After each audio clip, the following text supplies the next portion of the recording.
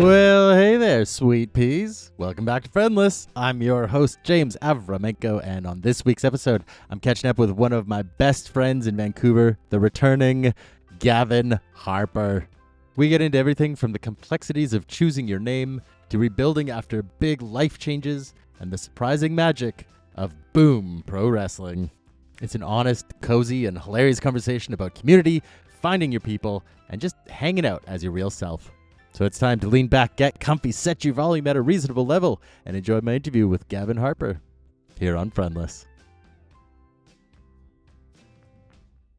This week on Friendless, I have a returning guest, a dear friend of mine, one of my best friends in Vancouver, who has been on the show before, but in a very different life situation for the both of us. Currently, it has been weeks since I've seen them in person, and it's killing my soul a little bit. The one, the only, Gavin. Hello. Hi. How you doing? I'm okay. I'm better now that we've decided on the name of how to introduce. I love that. I have two names.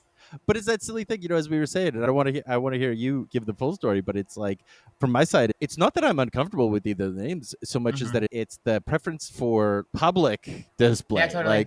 Like which do you prefer, It makes sense when people, it mostly just makes, as I was saying before, it makes me giggle because I thought, I don't like having too many options, just in general in my life.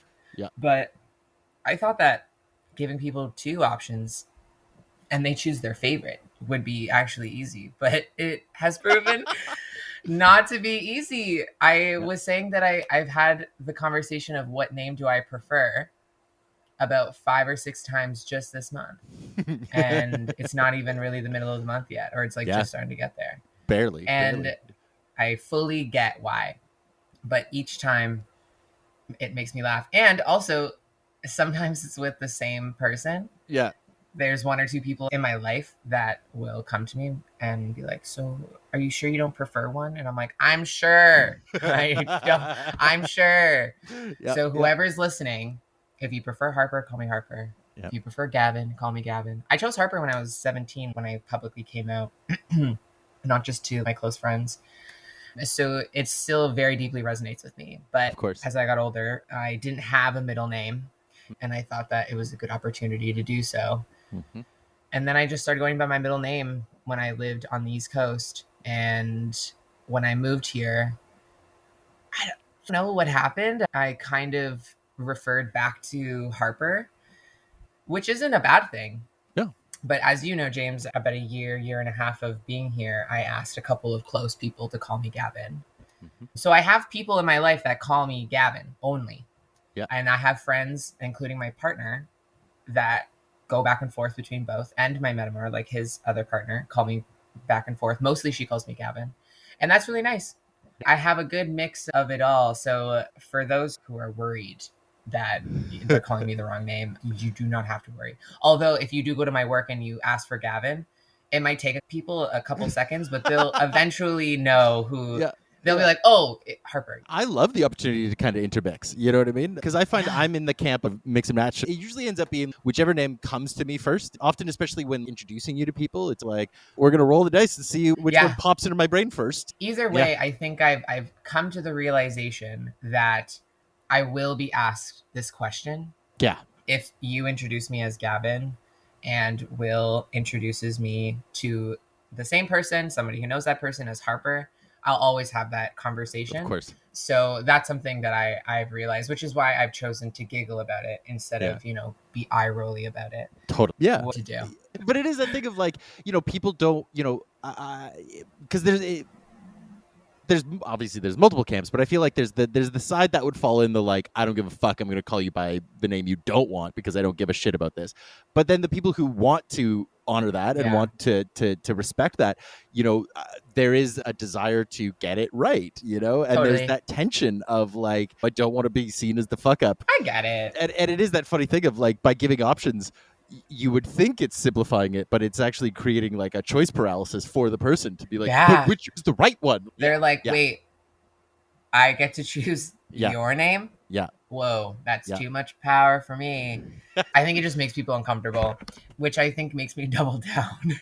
Big time. It Big definitely time. makes me double down. I'm like, oh, it makes you uncomfortable. Which one's your favorite? Yeah. Is there one you really don't like?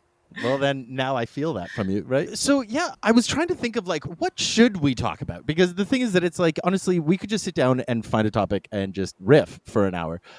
But I feel like, since the last time we recorded, so much has changed in both of our lives. For And sure. obviously, we've been witness to those changes in our personal life with each other, but we haven't really had a chance to like kind of chronicle that. And I don't know, It's true. there's a piece of me that's like, I don't really want to give more airtime to shitheads, like I'm kind of not interested in giving any more attention to people who True. deserve That's what my none, therapist is for. I right? don't need to. Exactly.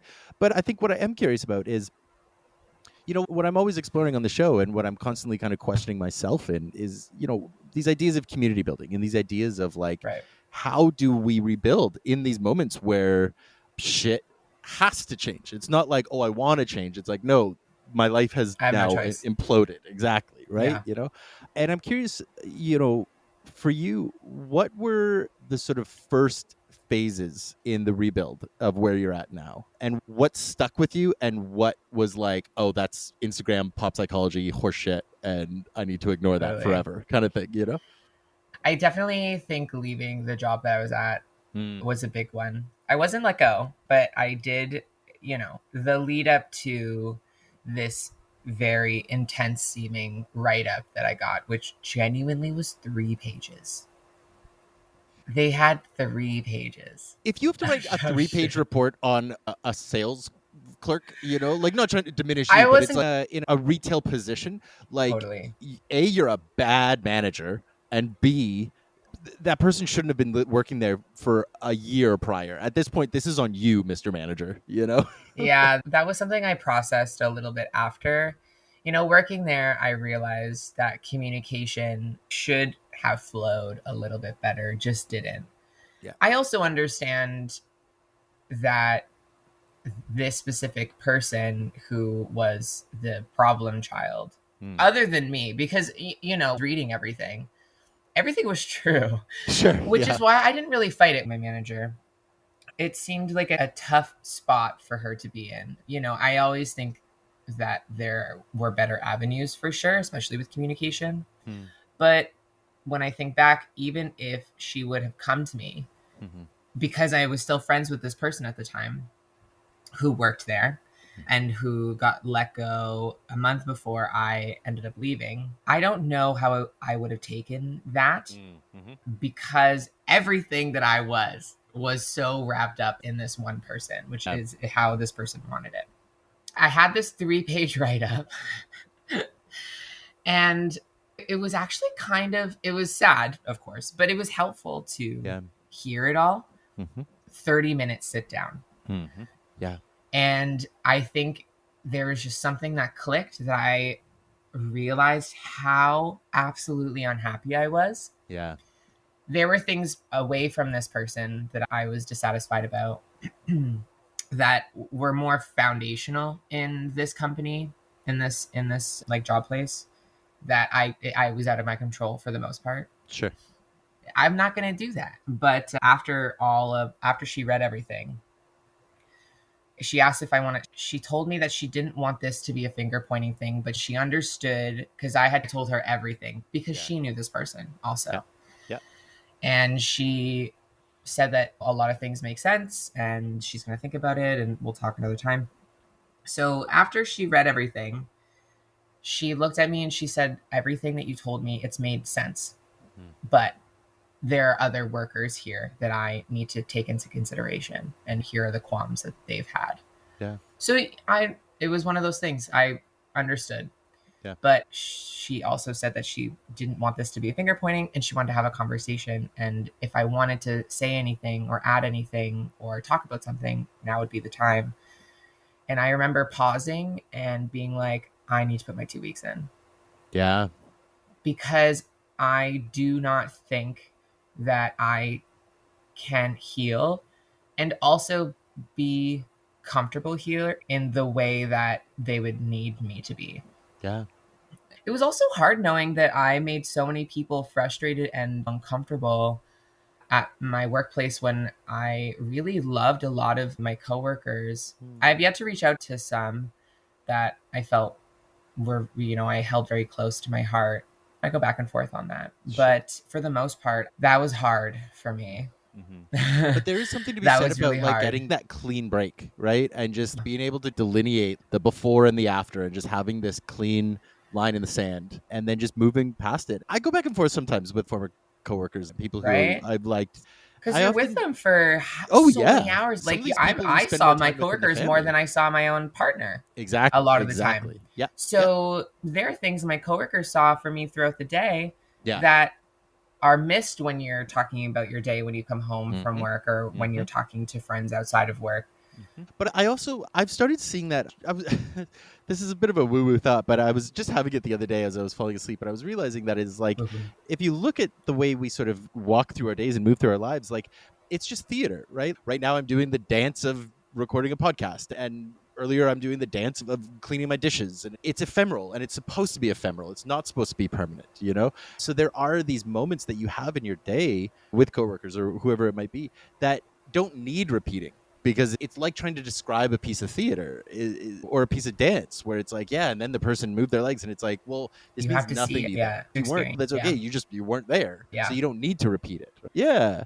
There's a piece of me that's been really working on letting go of that need to repeat the connection instead of being like, oh, we should still be connected, and just leaning into the joy of recognizing that we were connected and that there was something there that was nice, but Right. we don't need it anymore. Right.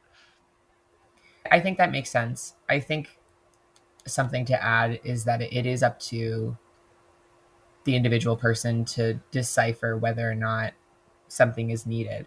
Yes. Because of the industry that I'm in, especially in Vancouver, I come across one or two of these people because Sure. they have their own vendors. Mm-hmm.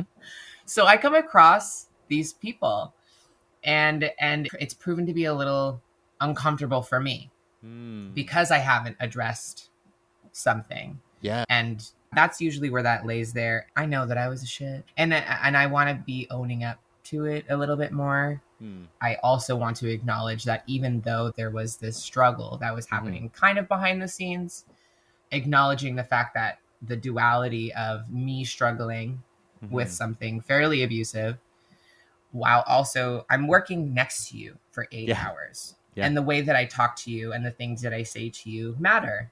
Yes. Yeah. And it is one of those you had to have been there, but I can only assume that they did not want to be there in that Yeah. moment. I took some things away from them, but I think there were aspects of joy in those times that I maybe darkened a bit, and I want to own up to that.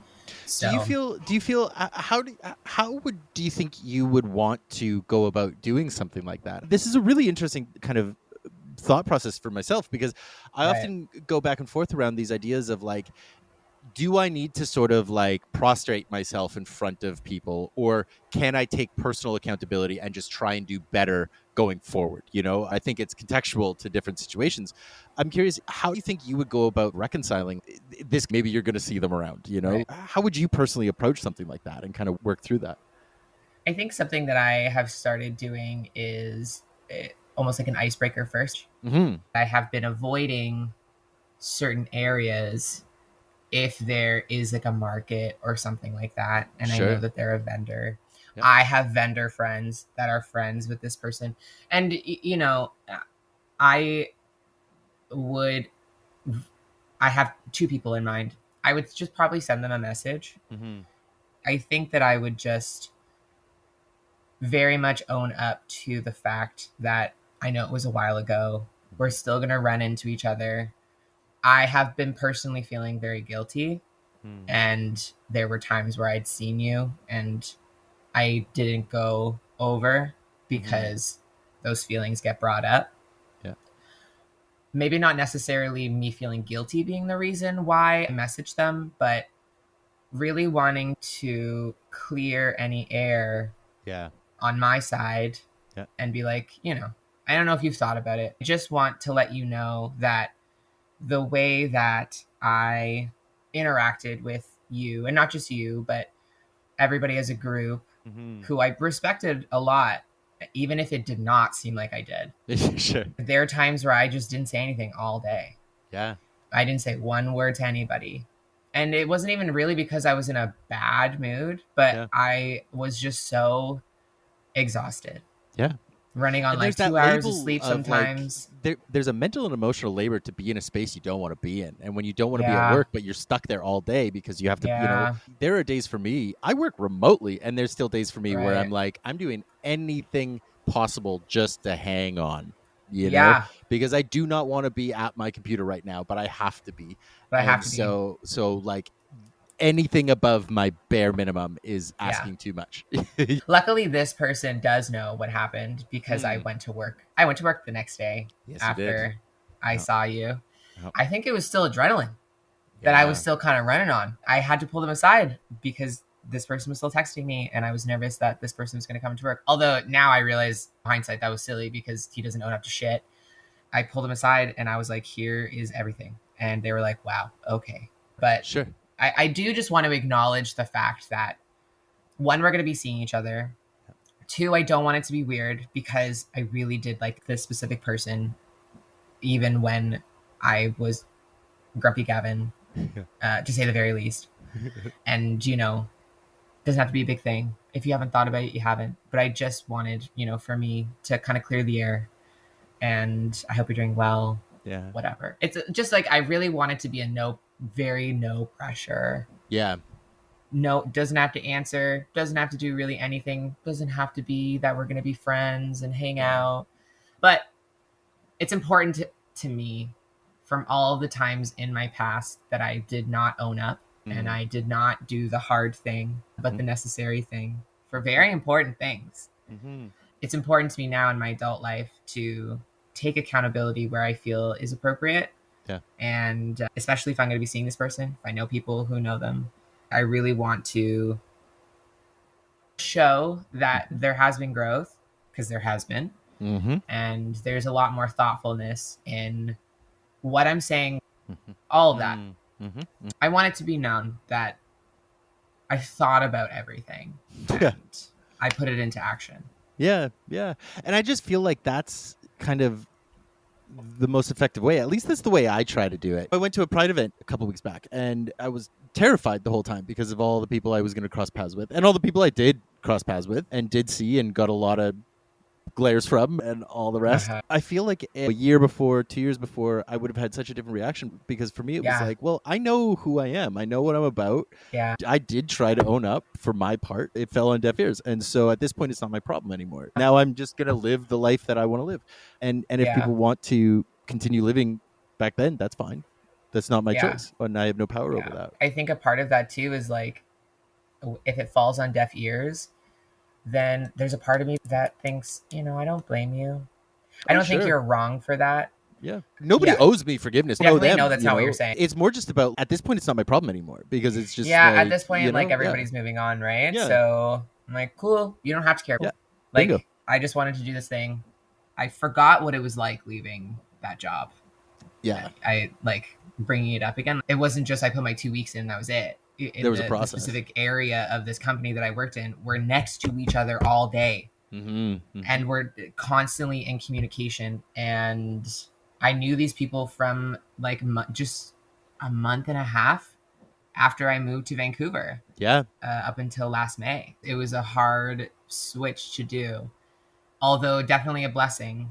Yeah. I definitely get along with the folks that I work with at this current job a lot more in a deeper, lighthearted way than I did at my previous job because there's more people like me. This is what I want to lead into, is that it was like, I was realizing just now, I was like, I took us down a dark path. Let's lighten up. But it also, I think it's important to lay that foundation to recognize that it's like, we both have spent the last 2 years rebuilding quite a bit. Yeah. And I think it's important to recognize that. And it's important to celebrate that. And to, and then also to then move through it and say like, what I see you doing now, like this last year, where I see you going is almost like a different person in a lot of ways, in the best sense of it, Yeah.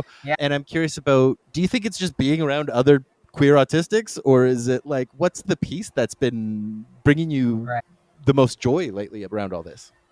Yeah, I mean, I definitely think that is a big one. I think because of the area I was working in, I was doing a little bit of customer service, but it was more when I was essentially the receptionist.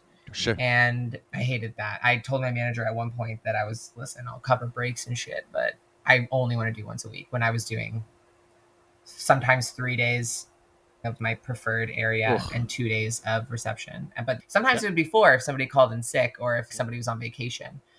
And I eventually was like, stop this. The reception part, I just can't do. There were times where people deserved a little bit of rudeness coming from me. I would get in trouble every single time. Half the time I was like, well, I kind of thought, I'll apologize to you and I'll recognize there could have been a different way, but like, I don't know if I fully regret it. But the other part was like when people were late or early, I have a schedule. Like, you have to follow my schedule. You can't put me up there, because if somebody's late, I'm going to be like, you're late. Yeah. And my manager would be like, you can't just like, and I'm like, well, they're late. Yeah. Like, I know that they know that, but I want them to know that I know. Yeah. That when I tell you scheduling things, timing things is one of my biggest hatreds of Vancouver. This city drives me fucking nuts for it, because I'm like, you told me 6 o'clock, so I'm there at 6 o'clock. Why is nobody else here? Why is everybody like, oh, well, 6 means I show up at 8:30? I'm like, no, get fucked. That's me. Okay. You told me 6, so I'm here at 6. You and I have had this when we go out or to a party. Yeah. Yeah. It drives me I don't know why that's not the same for me. I think my desire to not look like a complete dork overpowers. I mean, I just think you told me 6, so I showed up at 6. If that makes me a dork, then don't tell me 6. You know, I think of this scene from Avatar: The Last Airbender in the last season where they go to Ember Island. Okay, they're invited to a party very reluctantly, and like, this is Princess Azula and Zuko and their gang, and she arrives hours before everybody else, and she was like, I heard you tell somebody that you were going to be partying from dusk to dawn. It's dusk, so we're here. Yeah. And whenever I watch it, I giggle, and I'm like, I think that's James. Yes. Of course. Yeah. So far. Yeah. But I giggle because I'm like, 1, that's James, and 2, that's everybody else as well. But I've had people in my life be like, why are you leaving now? And I'm like, well, we have to go. Yeah. And they are shaking their head at me and being like, sit down.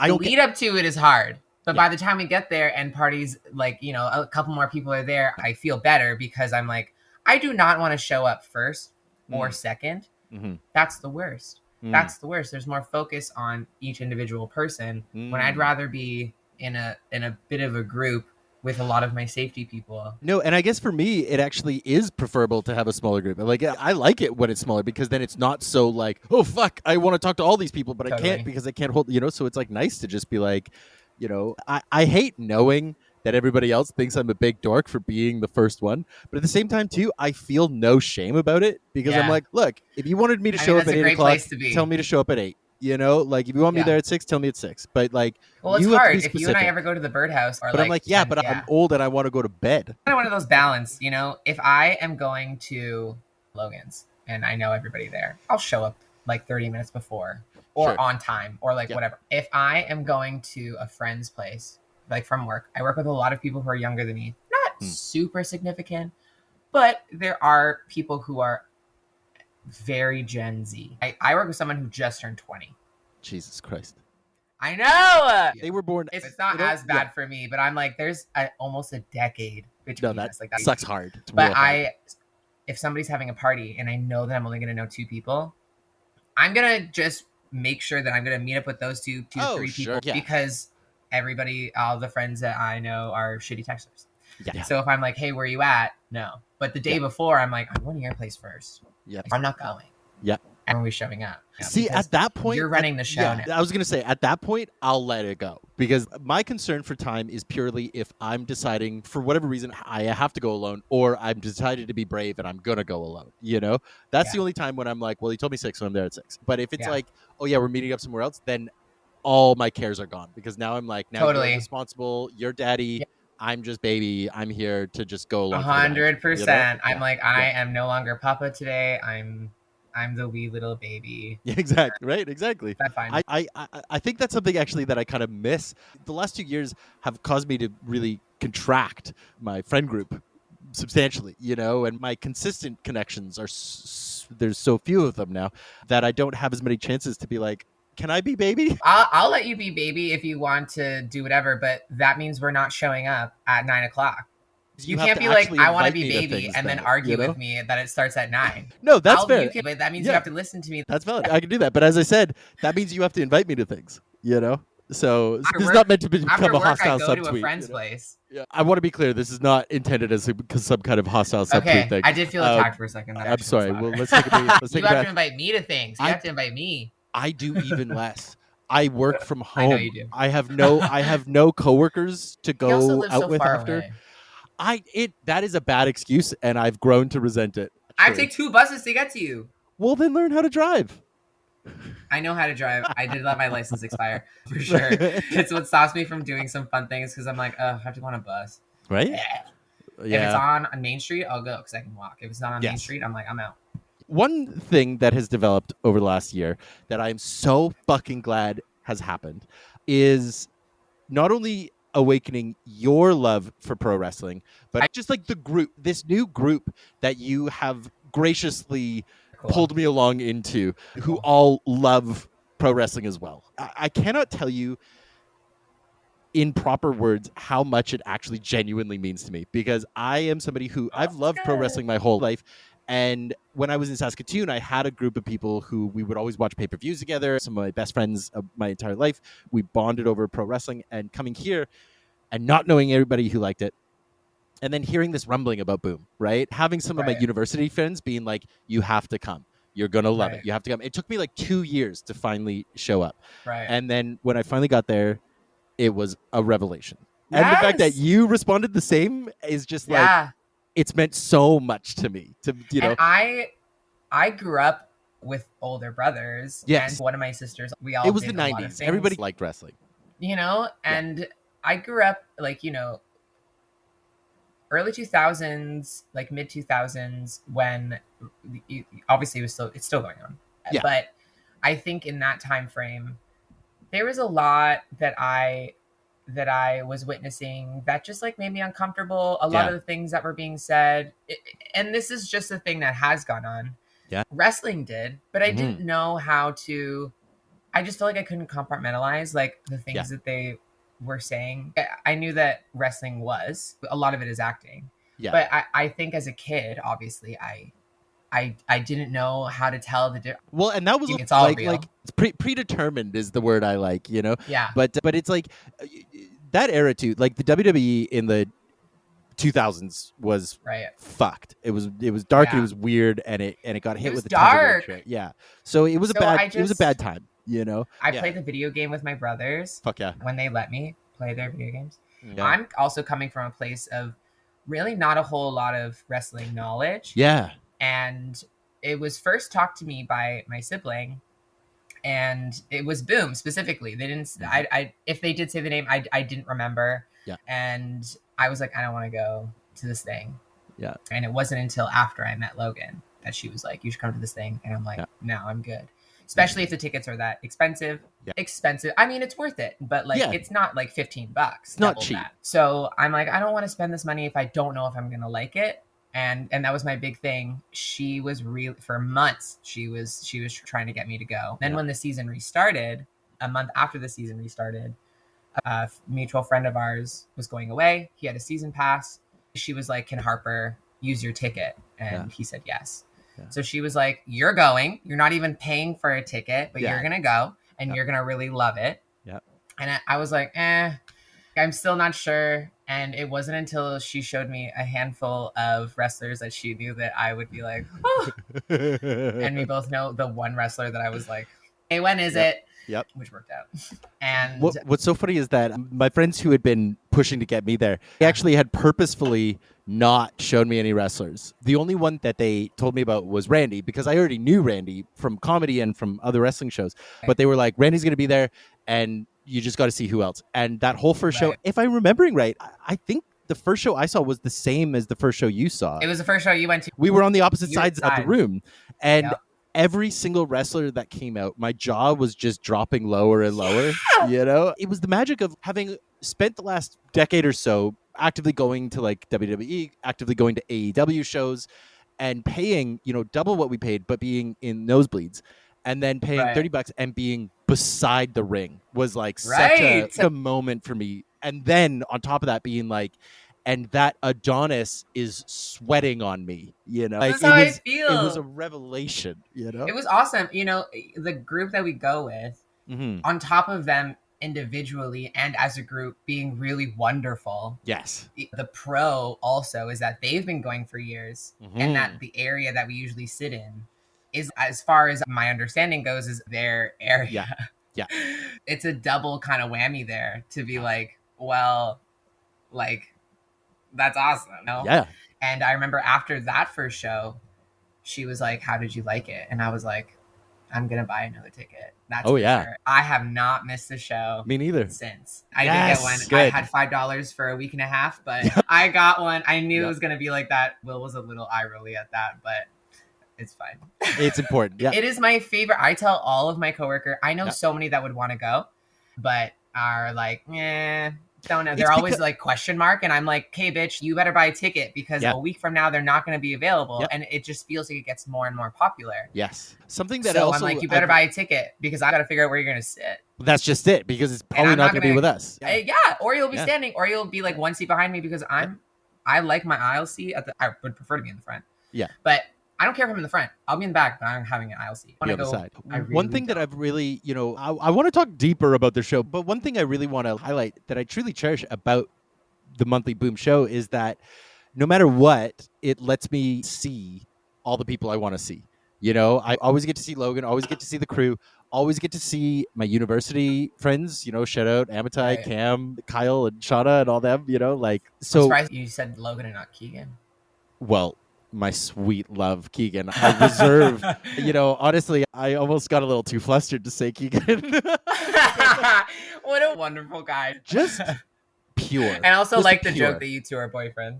I didn't know that's a joke, and I love it. Even Kelly was like, Keegan is really sad that James wasn't coming to stop. Kelly was like, I don't think so. And he was like, what? Yeah. And got really sad. And she texted me and I was like, not the boyfriends being split up. Oh, my love. Oh, no. But it is, that's the thing, is it's this magic guarantee to see everyone. So it's like, obviously, I still try to, and I admittedly, the 2025 started out strong for me in like trying to be really proactive with connections and proactive with friendships. And as the months have gone on, it's got tougher and tougher. There's been so many factors, but I have really grown to lean on things like Boom, to know that no matter what, if I didn't see you this month, I'm going to see you at Boom. I'm going to see you at Boom, right? And that helps, right? It does. And it's such a magic environment, right? It feels like you walk in and there's this crackling excitement that flows through everybody. I also really love that they make it so entertaining for kids and for adults. Yeah. And we're all having the same level of fun. Yeah. Obviously, there could be jokes that go over kids' heads, and situations that go over their heads, but it's just as exciting for both the adult and for the kid. And I think you have to be very clever and very smart and very clear in the humor for that to be an authentic thing. It's true. We're all screaming. The kids are like wide-eyed. It's really cute to see kids having so much fun, and I'm having the same level of fun. Yes, yeah. And it's wrestling. Like, there was it's people beating the crap out of each other essentially, and like throwing them onto the ground, and everybody's like, wow. But it's magic. Yes. There was an incredibly magical moment that happened a couple shows ago. Casey was challenging for the belt, and there was a little boy behind me who was so invested in just Casey's well-being. The comment that Brady made, was it like that one? No. It was like during the first fight. For people who don't know the lore of Boom, it was actually the match that Brady surprise won at the end. But so it was the whole match. It was Casey versus Jackie. Yeah. And it was like just this incredible match, and nobody could decide who they wanted to win. But there was this little boy behind me who was just like 100,000% Casey Alvarez, and took me over the edge because I was like, I need this little boy to be happy tonight. Yeah, I want you to get what you want. Right? Yeah. But because his buy-in, I bought in more, and now I'm a diehard. Like I'm a ride or die for him. You know, For Casey, yeah, my all-time favorite wrestler. Boom. he's fucking incredible. He's also My just favorite. like he's unbelievable. There is something so like transcendent in a way of like allowing yourself to kind of return back to that childlike mentality of just like let the cares go be away, let yourself indulge in some black and white thinking, you know, like but at least in a safe environment, not in like a, you know, I'm just regulated and everybody's a bad guy, but like literally you are supposed to see things in black and white at wrestling. You are supposed 100%. to cheer, you're supposed to boo, let yourself indulge that, have the catharsis, and then just be dazzled by the skill that it takes to do what they do, you know? I tell all of my friends that the reason that I can be calm most of the month, the two reasons, one is my Vyvanse. Yep. And two is wrestling. Yeah. Because it gives you a place for you to woo and boo. Mm-hmm. And it gives you an opportunity to let all of that out. Yeah. To, obviously within reason, but like you get to let all of that out. Yeah. And you get to aim it at a person or people. Who wants you to do that? Who want you to do that. Yeah. And it's not, you're not just like at a concept, you know, everybody should be going to, you know, the word riot's not what I'm talking about. Not that word, but like, you know, things when it comes to Sudan and Palestine and things that are happening all over the world, like genocide. What word am I thinking of? No. Genocide. It's not. No. Yes. I just mean when you go to a thing like with crises. a bunch of other people. Oh, what? Protests.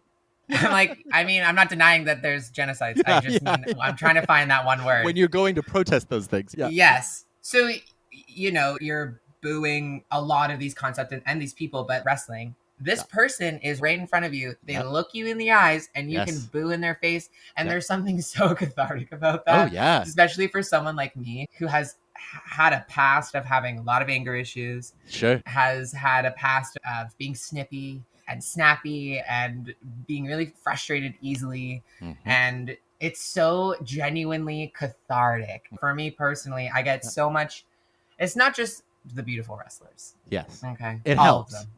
All of them. Yeah. Which is another change. I don't think I would have gotten as much out of wrestling, even with the woo and the boo, as I would have this time 2 years ago. Big time. I for sure don't think so. And I definitely think I would have been drinking more, which I think would have taken a lot of the fun away from a lot of people. But I gotta say, sober wrestling actually fucking rules. I love, you know, again, this is not me. You know, I talk a lot about my sobriety on the show, and I always make sure to remind everybody, like, this is not a moral judgment. This isn't like, and I do better for you. Well, that's just it. I'm just constantly shook every time I go to wrestling, and I have so much fun sober, and I never expect to. Like, even though I've been to it like a dozen shows, and every time I'm still like, yeah, but it would be more fun drunk, right? And then I get there, and I'm like, no, this is fucking awesome, you know, because you just get into it, right? I also don't think that it is more fun drunk. You Yeah. know, I think there's only been 1 or 2 shows that I drank just a little too much, and it's not. Yeah. It's not more fun because you know you're there. Yeah. But it's this hazy, like tiny screen that's around. Especially like for me, I know that I've told you this before that, you know, I'll drink, but I don't. There's only a handful of people that I'm comfortable getting drunk with. Sure. Or like anything past a little tipsy. Sure. Because I don't like not being in control of that. Because I tend to say stupid things. I tend to just not think before you say something. Yeah. And I don't like that feeling at all. So I then tend to stray away and push away some people when I'm drinking. And I tend to get a little bit more quiet purposely because I'm like, don't say words, because sometimes the words are stupid or they're like, and I don't mean silly. Like, sure, silly, but like, it's not. It's just they're not thought out. It's just not. Yeah. It's not fun. Yeah. So the most I'll do is like, I'll get a little tipsy. Sure. But if there's like a group hangout after, totally. Or even by then, like I'm tired. I've spent all my energy so loud. I'm like, I do have to work tomorrow. Yeah. My meds are now worn off. They have now officially worn off, and I don't know how to hold conversations all that well. That's the other part of it, is that it's like, I'm technically not sober. I'm high as a kite on fucking amphetamines, That's like, true. I'm fucking That's true. zooming. Yeah, my ADHD is the drunk Yeah. out. It's such a relief that you love wrestling. It helps so much. Yeah, But, I think wrestling has done wonders for me. So many things that I don't think about until I have conversations like this. mm-hmm. I talk about it with Logan quite often, but yeah, I think that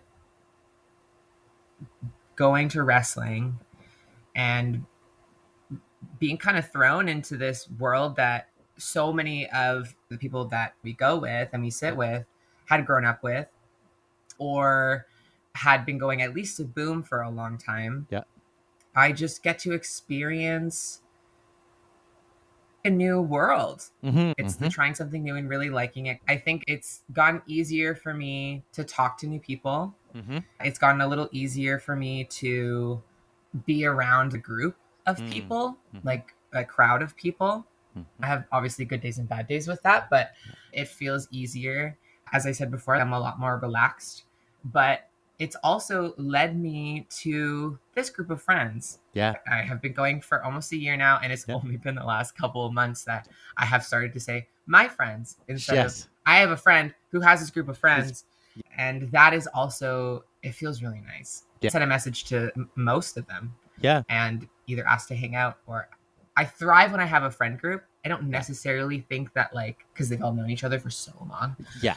I don't necessarily think I'm like, but I'm squeezing myself in there. Yeah, and I have it's no. these friends. I think of myself as like a sixth man position. You know what I mean? You can call me at any time, but I understand that I am not on the roster. I'm just, 100%. I'm on the roster. I'm just not like a starter. That's And where I that's like to okay. be. That's had years and years. No rush. I'm in no maybe, rush. You maybe stuck someday with me. I'm not going nowhere. Yeah, So I'm right still there. invited to things, which feels Yeah. nice, and it feels nice to be thought of that way. Mm-hmm. I'm closer to obviously some people as I am to others, but Sure. yeah, with all of these changes over the last year and a half, I don't think I would be as confident as I am now without this specific group of people. Yeah. Because they're all so different from each other. The love and care that they have for each other and this history that they have is really nice to witness. A lot of them are different from me, but they're all just so themselves. Like nobody's really biting their tongue, doing whatever. Yeah. I appreciate all of these qualities about them. It's helped me grow. I don't think that, I mean, they wouldn't know that that's what they've done. Sure. A couple of them, a good chunk of them know, this person that has led me to. But that's like the piece of, when you show up authentically, authenticity isn't about you should do what I do because what I do is authentic. Authenticity is, no, this is just what I'm going to do. And you can observe and be inspired, or you can observe and be not, but none of that has anything to do with me. I'm just going to show up the way I show up because that's my authenticity, And that's what it is. Right? I've really come to realize that it's like the most authentic people, and in the moments when I show up most authentically are when I'm not trying to tell anyone else what to do or how to do. It's purely just, I'm just showing up because this is what I'm going to do, and whatever you take from it, cool. And if you take nothing, cool. None of it's my problem, right? Something that I was telling my mom just like 5 minutes before I logged in here was like, I don't think I knew who my authentic self was because I grew up the youngest by a significant amount of years in a dysfunctional family. And so, I was sheltered. Maybe not necessarily from, I knew kind of what was going on, but, kudos to my siblings. I have 5 of them. I grew up with 4 of them. Kudos to my siblings for really not allowing me to like bear witness to a lot of things. But because I was always kind of told what to do, and like wherever I would go, I would have someone with me. Yeah. And as a kid, you follow who, and you mimic who you grew up around. So that's just human nature. Yeah. But I think on top of that, I was kind of told what to do because what else are people who are essentially like all these people who are raising each other? You don't know what you don't know, right? So they're just teaching you what they know. And then as I got older, coming out as queer, living so far away from my family, I was either criticized or judged, or still kind of being led by them. At first, not at first, I had a very rocky relationship with my mom, who never ceased to tell me her opinion. And it usually was very conflicting of what felt right to me. Yep. So I have always been on the fence of so many things because I didn't feel confident in the decisions that I was making. So I didn't know how to be authentic. And then when I moved here, I actually don't care. I was living with someone who also was doing that. There was always a criticism. Yeah. There was always something that I was doing wrong. Yep. And that wears down on you so much. Yeah. And I just felt like I was kept making the wrong choice, and I was not being a good person. And then I met that person who led me to have a. That's how it's built. Like that's exactly how that works. Is if all you've known is that, then you're going to keep looking for that. I'm going to keep doing that. Yeah. And so it wasn't until a very clean break of the job that I was at and that person, and then another break in February from the person that I was living with, that I had to really think about who I was, what kinds of things I actually think are important to me, how I want to show up for people, and what ways I can show up for other people without it feeling wrong. Now I'm around people who still give me like the hard truth. I still have friends that are like, okay, sure, but like, maybe not this. And I think everybody needs that. Everybody needs that. I don't consider friends. What I consider a friend is somebody who's not going to enable me. To me, a friend is somebody who's going to say, hold your horses. Like, that's way more loving to me than like, fuck yeah. Like, do all these bad things because it's funny and fun, or because you made that choice. Yeah, that's called an enabler, and I want none of them in my life. Exactly. Which is why sometimes my friends joke that I'm not fun to gossip with, because I'm like, I don't know how to answer this authentically. Yeah. But yeah, I think that one of the things that I was excited for about doing this podcast specifically was that I think I do know closer to who I am authentically. Yeah. Therapy also has helped with that. Of course. But because I can stop and think, and I am taking myself and my body more into consideration of what feels good and what doesn't feel good, and why. That's also important. I never questioned why something felt off or uncomfortable to me. It was like a year and a half into moving here until a couple of people were like, "You're not just quirky, dude. Like, you're the hard R word. Literally telling me that you bring 3 pairs of socks and 3 pairs of shoes to the beach because if you feel sand on your feet, like you want to break down and cry. Yeah, that's not a quirk." And I was like, sick. But I didn't ask why. And I think being around this new group of friends, doing these new activities like wrestling, starting a new job, making new friends at work that are a lot closer to my personality, including my manager, quite frankly. Yeah. Who I am and how I show up isn't wrong just because someone says it's wrong. Yeah. 4 or 5 different people are saying that's not the best way. Sure. Yeah. I'm better at taking feedback now. Okay, awesome. I hear you. I'll think about it and like I'll shift that. But just because one person who is very unhappy with their life says that the way that I am showing up is narcissistic, actually, if I'm just going to be verbatim, it doesn't, and selfish, it doesn't make it true. Like just because someone says something doesn't make it true. And I think it took a long time to be able to tell myself that I'm like, maybe they're wrong. Yeah. Maybe I'm not a bad person. Yeah, that's been my quest for the last couple of years. Exactly the same drive of realizing that the reason I kept on taking in other people's opinions of me, and it would always be different and chaotic, I must be a piece of shit, I must be this, I must be that, was because I'd never given myself the chance to actually sit down and be like, not only who are you actually, but also who do you want to be? How do you want to show up? You know? What do you want to do? Like, what kinds of things make you happy? Why aren't you doing those things? Like, what is stopping you from doing A, B, or C? Working out is one of those things, like going to the gym. I still care a lot about what people think of me. Sure. Especially, I think it's a non-binary thing. It's like a body dysmorphia as well. I've Sure. always Yeah. grown up a little chunkier. It's Sure. all of these things mixed in.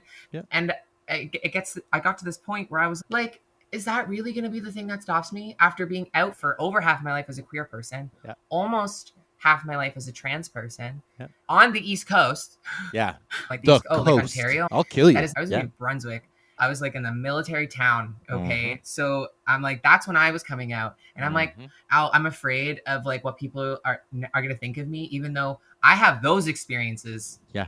I grew up in high school in that area Oh, yeah. as one of the only out trans people. I think I was the only out trans person in my graduating class, which Whew. was small. Yeah. So I'm like, what am I doing? Yeah. Yesterday, Yep. when I walked into the gym, Will was like showing me around, and then we went into the strength of the weightlifting, and I was like, take me out of this area right now. I'm terrified. He was like, okay, we're gonna have to go in here eventually. Yeah. And when we did, I was still nervous. I was like, wish I had my sunglasses. I wish they had workout sunglasses so I don't have to make eye contact with anybody. And once I started, there was a point in me, something flipped that I was like, oh, actually, I don't care. I don't care. I don't care. Because I have all those memories came back, but it wasn't bad. It was like, yeah, I'll just compare these two. That like this time I'm not gonna, get yelled at or something thrown at me. Because it's not the same moment, right? If that happens, then I'm an adult now. There's cameras everywhere. There's other people that would step in. Yeah. So I have friends think for that, obviously. Therapy, of course. But I genuinely think wrestling did. Thanks for wrestling. I actually do think I have to give a lot of kudos to that. Yeah, it's a magical art. Better than Disneyland. Take your kids to wrestling and spend what you would spend on a Disneyland trip at Boom Wrestling. You know? Just buy the season pass for the whole fam jam, and then you're all good. Yep. Yep. Oh, Gavin, I love you so much. You're the best. I love you, dude. You're the best. It's just so lovely to catch up with you. We're going to have to see each other in person sooner. I was just about to be like, okay, so now. Yeah, right, exactly. Not wrestling for another month and a half. Exactly. So. We don't have that excuse, right? So we'll figure this out off mic. But before we wrap up, I want to, traditionally the show is exploring direct questions of community. I think what's magic about this conversation, what I really loved about this conversation was that I think it's a new direction that's been happening in the last couple interviews, which is like evoking the actual practice of community and not just talking about it in theory. Actually, because we're part of each other's community. Exactly. Yeah. And instead of being like, here's a tip, instead being like, this is what community looks like. And this is, and and like, go do that, or go do the equivalent that works for you, rather than these kind of like sterile pointers. But that being said, do you have something that you would recommend listeners try this week, kind of an actionable thing they could try out to be a more effective friend to themselves or their community? But sort of like, what would be something that you could recommend to just sort of try out to bring a little joy into their life this week? I think the obvious answer is go to wrestling. Yeah. But because, all of these wrestlers are like doing, different things for different companies. But I think I would push people, especially younger people, younger than me, to have quiet time with their friends, and whatever the quiet time is. So for me, what my partner and I call quiet time, and what I call it when I hang out with my friends, is like, I want to be with you. I want to hang out with you. Yeah. But it doesn't have to be one of us entertaining the other. Yeah. We could be, I guess. Yeah. But the point is, be around people even when you're feeling just a little, not low, could be, but just like neutral, just like low energy.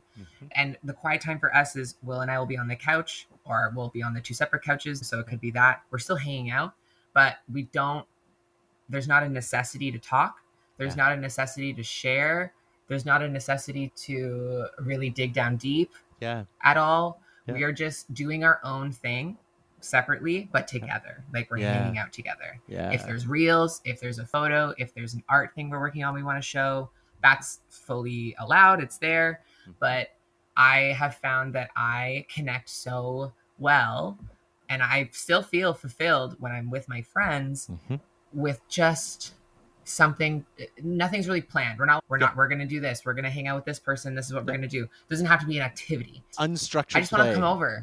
I just want to come over. Yeah. And just like hang out and like pet your cats. Yeah. And like watch something. Yeah. Or have something on the TV, or have something in the background. Yeah. It makes me think of the times when, it makes me think of the times like when we were kids, and I remember either I would call a friend or my friend would call and just be like, hey, do you want to just come hang out, right? You know, Yeah. and it's like I think coming back to that unstructured play and that unstructured hang time, you know, and like it doesn't have to be productive and it doesn't have to be exciting every single, or like you don't have to have so much fun. Exactly. It doesn't always have to be the best thing ever. Yeah, and I don't want to feel like I have to entertain someone, and I don't want them to feel that for me either, because my bucket gets filled when I'm with my friends, even if they're just like chatting away or on their phone. You know, that's fine. Just being present. Have fun. Yeah. I love it. That's what I would try. Especially younger folks, because, you know, I think there's a lot of pressure, you know, Gen Z. I don't know what's under Gen Z. I don't know that. Who knows? Whatever. But they're also old enough. They're old enough to know better. That's what I know. Yeah, it's true. But these generations don't give a fuck, man. Yeah. Like, the thing that's good and bad, but the thing that's changed is like Gen Z humor is funny and also not funny. Like, it's so random, which makes it funny. But sometimes I think there's a lot of pressure for younger folks to be living life to the absolute fullest, which I think is a really great thing to think about when you're thinking about your life. But I think that there should be a lot of talk of balance for younger folks who understanding that they're burnt out or don't understand that it can be quite as simple as, I want to be with you, but can we just simply hang out? Because if you're feeling it, other people are definitely feeling it. You don't have to be doing something all the time. If you want to be, that's great. But you don't have to. I wish I would have been told that when I was a teen, because I wasn't. So I still struggle with it as an adult when I have days like I was productive today. Thank you, Vyvanse. But on days where even if I do take my Vyvanse and I literally just lay in bed all day, I feel like complete garbage. And not because I laid in bed all day, but because I didn't do anything that I deemed productive. Right. And my friends, it's like you know, but it's your body and brain being like, shut the fuck up, lay down. You just need to listen to it a lot more. And, you know, I got up to pee and I did like 4 dishes and I was like, well, that's as far as I got. Proud of you. Oh my God, I'm proud of you. I'm so proud you didn't pee in the bed.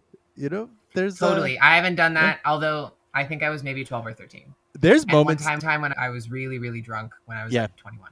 Yeah, there are moments in my adult life, like there were moments like last week where I'm just like, I mean, I don't do it, but there's always that intrusive thought where I'm like, oh, I'm just going to pee right here. What here. if I just peed right now? No? What if I just peed right here? Yeah. I don't want to get up. I have to pee so bad, but I don't want to, you know? What if I just peed?